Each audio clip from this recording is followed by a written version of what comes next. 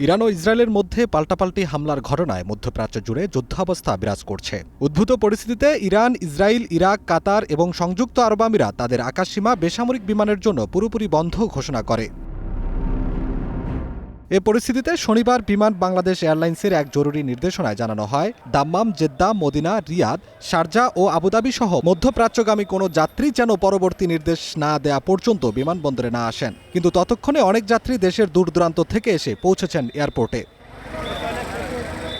বিমানবন্দরে এসে পৌঁছানো যাত্রীরা এখন পড়েছেন চরম বিপাকে। তাদের মনে এখন হাজারো প্রশ্ন। কর্তৃপক্ষের পক্ষ থেকে কল সেন্টারে যোগাযোগের কথা বলা হলেও তাৎক্ষণিক সমাধান না পেয়ে অনেক যাত্রীর চোখে মুখে এখন হতাশার ছাপ। এখানে আসা পরে শুনি ফ্লাইট ক্যান্সেল হয়ে গেছে, কারণ ওখানে নাকি বিস্ফোরণ হয়েছে, যার জন্য ফ্লাইট ক্যান্সেল। এখন নির্দিষ্ট কোনো কিছু পাচ্ছি না।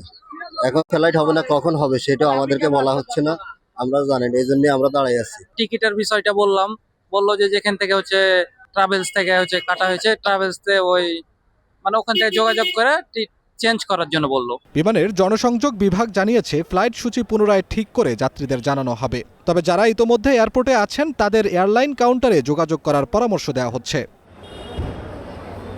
প্রবাসী কল্যাণ ও বৈদেশিক কর্মসংস্থান মন্ত্রী আরিফুল হক চৌধুরী, পর্যটন মন্ত্রী আফরোজা খান রিদা এবং প্রধানমন্ত্রীর পররাষ্ট্র ও প্রবাসী কল্যাণ উপদেষ্টা মোহাম্মদ হুমায়ুন কবির বিমানবন্দর পরিদর্শন করেন। তারা সিভিল এভিয়েশন কর্তৃপক্ষ ও সংশ্লিষ্ট বিমান সংস্থার কর্মকর্তাদের সঙ্গে একাধিক বৈঠক করেছেন। এছাড়াও তারা বিমানবন্দরের থেকে ক্ষতিগ্রস্ত শ্রমিকদের খোঁজ খবর নেন।